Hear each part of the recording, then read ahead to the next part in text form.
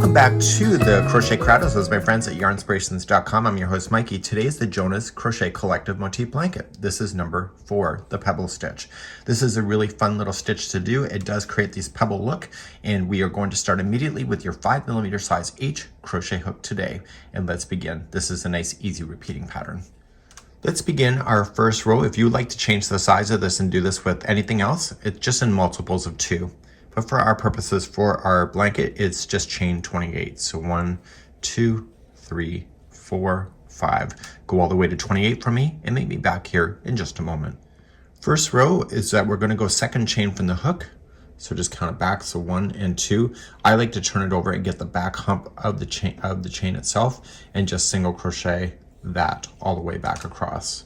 When you come all the way back across, you should have a total count of 27 single crochets all the way across, and please do this for row number 1.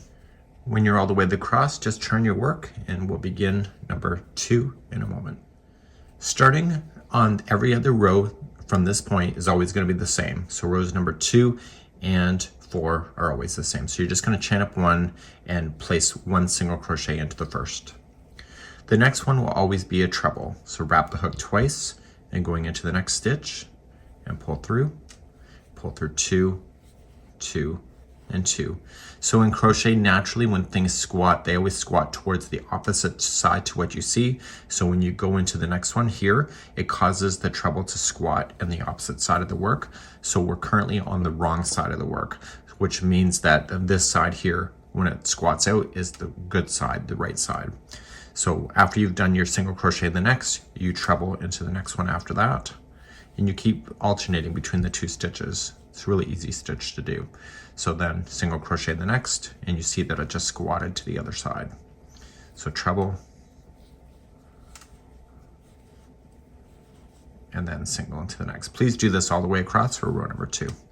When you come all the way across, the last stitch should be a single crochet if your stitch counts are proper. And so when you turn it to do row number 3, you can see that the side has all the texture to it, which is the right side of the work. Let's begin row number 3. So row number 3, you're just going to chain up 1 and apply 1 single crochet in each one of the stitches. This helps stabilize that treble to make it sit and look as great as it can. So you're just going to apply 1 single in each of the stitches across. Please do this for row number 3. So you'll get all the way to the other side. You're going to turn your work and begin number 4.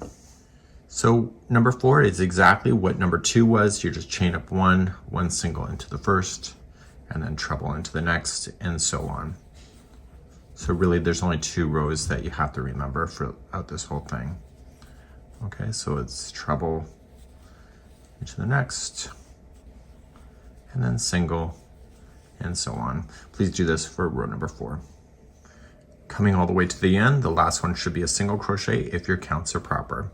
So going to number 5 in the diagram that you see is nice and easy. It's exactly as in row number 3. So moving forward, you just chain 1 and apply 1 single crochet in each of the stitches. So with this pattern here is that you are going to just repeat these 2 rows over and over and over until the cows come home, okay? And that is a total of 8 inches in the height. So you do want to finish with a single crochet row that is straight across so it will match the first one, and then you're going to proceed then to your edging. So get yourself to 8 inches, and this is how this is done. Create your edging, and then you need a total of 5 of these for your blanket. So I'll see you next time, and we hope you have a great day.